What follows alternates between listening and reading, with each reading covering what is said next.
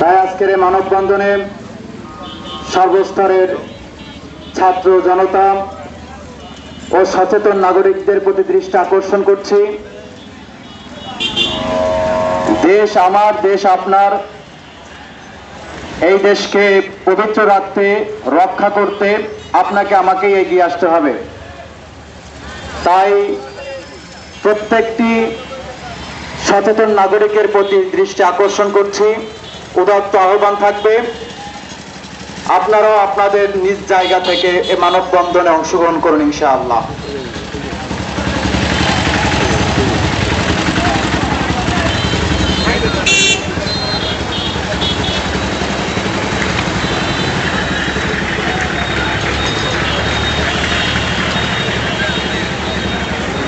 আলহামদুলিল্লাহ,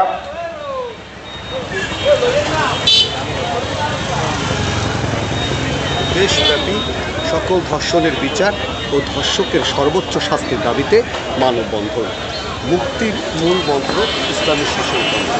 ইসলামিক ছাত্র আন্দোলন বাংলাদেশ শরণখোলা উপজেলা শাখার আয়োজনে এই মানববন্ধন অনুষ্ঠিত হচ্ছে। আপনি দেখতে পাচ্ছেন মানববন্ধনে বিভিন্ন ছাত্র সংগঠন তারা কিন্তু এখানে উপস্থিত হয়েছে এবং বাংলাদেশ ছাত্র